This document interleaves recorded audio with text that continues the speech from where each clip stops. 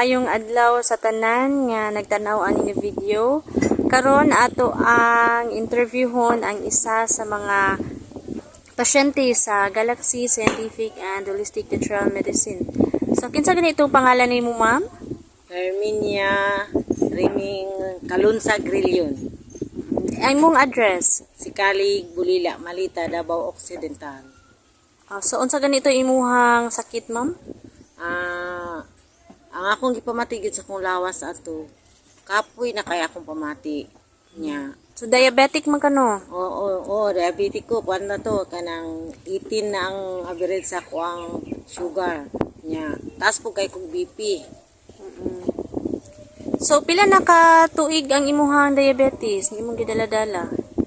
Dugay na, masiguro mga 8 na jud siya katuig.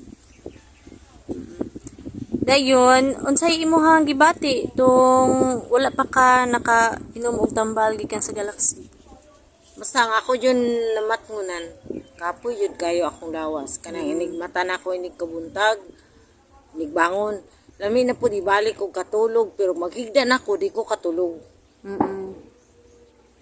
Nya, unsa pa man sa imuhang pang-adlaw-adlaw nimo nga mga trabahoon, ana unsay Wala na jud ko kanang trabaho kon maligo ko. Ako na jud underwear na akong malabuhan. Kay kun mangusok-usok ko kapoy kik sa mata ko. luya o kapon. Naka-take man ka ani mga tambal sa Galaxy. Kinsa may nakasulti sa imo? Ang nakasulti yun sa ako nga naay una katong tandok.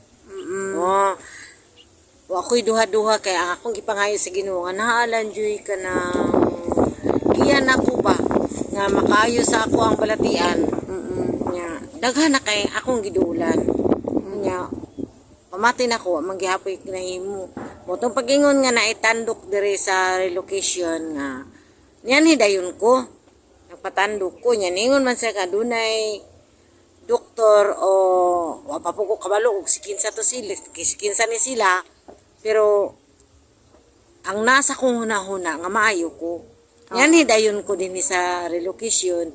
Ug sala man tuod, gi-check up ko, pinagi sa machine, nya human na bawaan ako sa akong mga balatian sa lawas. Complicated ka. Complicated na di ay ko. Sa akong gibati nga kaluya, hapit na di ito, gamay na lay kulang. Siyempre ikaw makasabot ka sa imong gibati. Nakasabot jud ko sa akong gibati ato nga lain jud ang akong panglawas mura nagkanang kahugnoon na jud ko. Motong sa way duha-duha pagkahuman o check up lisod kay way jud kwarta. Ang mga pag-ampo o pangayog hinabang sa Dios. Og sa namatay na kong bana nga si Felix Senior, Felix Trillion Senior. Usapod siya nakatabang sa ako nga dunay ni abot na kwarta diha siyang hinaguan. Nya mo na to nakasugod na ko nakakuha ko sa ilahang tambal. Unsa ra man nga mga tambal ang imong gipang-inom tuod? Ang ako jud na inom nga tambal. Kaning una na ko nate kini yung magical oil. Itagaan ko og 5 ka kutsara katulo sa isa ka adlaw. Unya sunod kani akong giinom. Kani po siya katuluhon ni siya pag-inom sa bali 3 ka gabi nga sunod-sunod. Murag katulugin ni siya. Nya human ako anig sa kuan inom sa permero ni inom pug ko aning magical body colon cleansing. Unsa may effect ana sa imong lawas? Pag inom jud na ko ani, ingon man jud sila nga sila si Dok nga magbawas jud siya.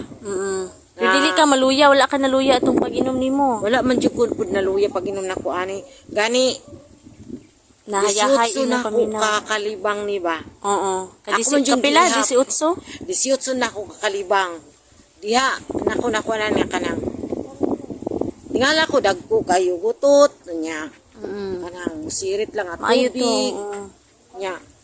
Mao na nga gikan ato pagkahuman ako sa kuan Uyala, kaluoy sa Diyos do.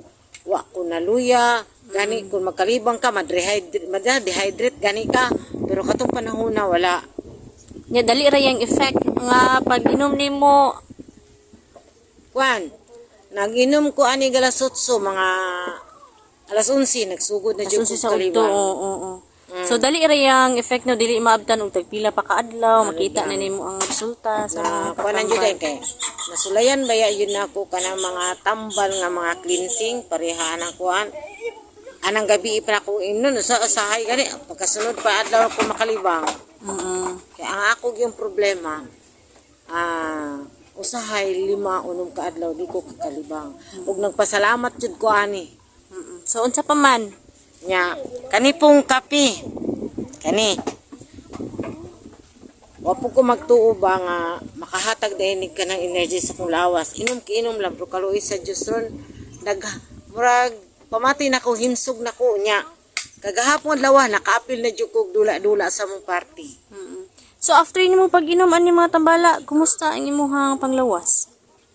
Pamati na ko karon murag gaan na nya kanang di na gani kumaksyon og kalipong kunya makatulog na po ko kay sa una di man jud ko katulog. Oh, ang imuhang sugar na ano siya na normal na.